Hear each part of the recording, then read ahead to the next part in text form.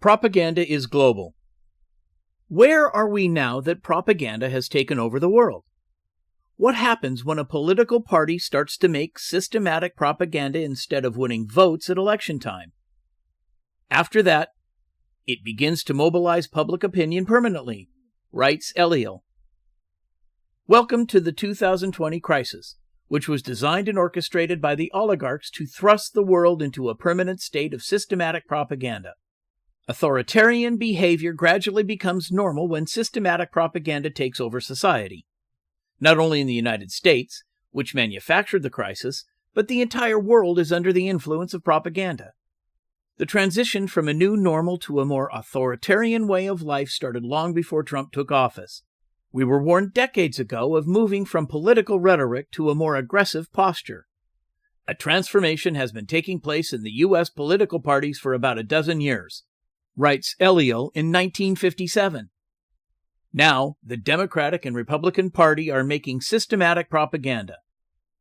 Systematic propaganda will intensify to keep the 1% in power. Without it, there could be no such thing as a political system alongside its principal handmaiden propaganda.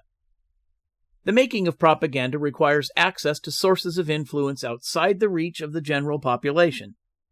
Effective propaganda demands rigorous organizational skills and strict obedience. The very nature of political science requires speed of application and, most of all, the ability to isolate social and local groups. Propaganda is fully supported by elected representatives, the primary medium through which it flows. Politicians are the oligarchs' water carriers providing marching orders to conduct business plans. The hidden, power-contending forces control our domestic and foreign policies. Billionaires like George Soros and Charles Koch team up to develop an organization to stop endless wars. How could this be? They appear governed by different political philosophies, but their billionaire status unites them more than their public political differences. Their public spats serve as a smokescreen because there are no right-wing or left-wing oligarchs. There are only hidden powers debating whose plan will govern the masses. Political representatives work to obtain specific results. Our representatives function as political agents and treat their constituents as objects. They work on them, their constituents, test them, changing them psychologically and politically. Corporate-funded political representatives have a profound contempt for their constituents. They view them as outsiders because their loyalty is to their financial handler. Representatives have never controlled the political process and are owned by the property class.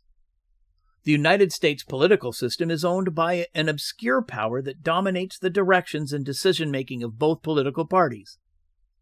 All important decisions are decided upon by the influential men who assure the party's strength. All politics is a form of propaganda that appears objective and anonymous, while the masses are merely an instrument for attaining some objective, writes Eliel. For example, is the U.S. political system operated by propagandists who work for the hidden powers that control this propaganda democracy?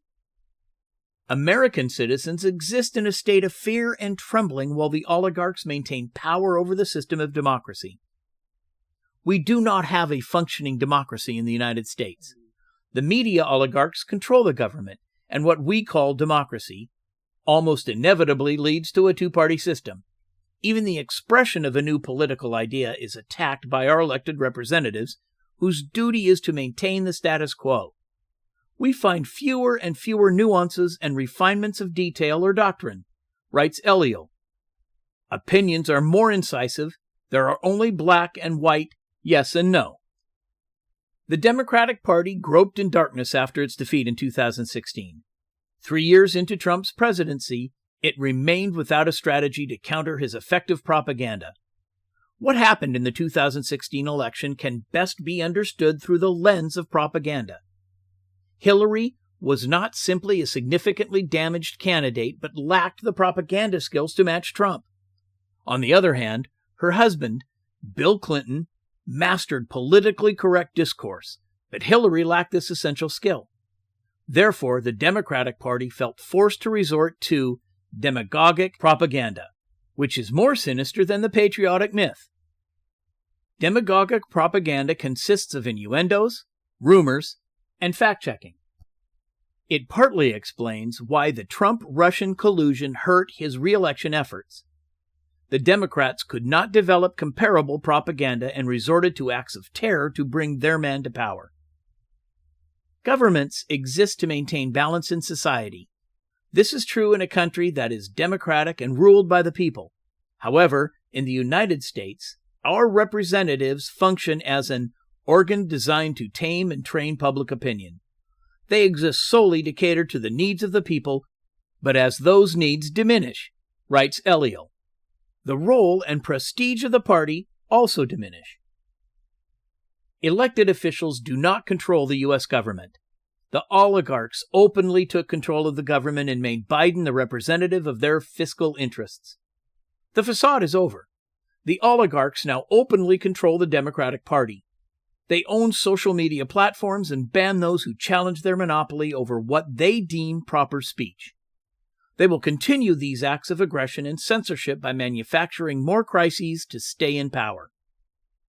The Trump-Russian-Ukraine collusion propaganda strategy failed. But interestingly, the mysterious crisis of 2020 worked miracles for the Democratic Party, at least for now.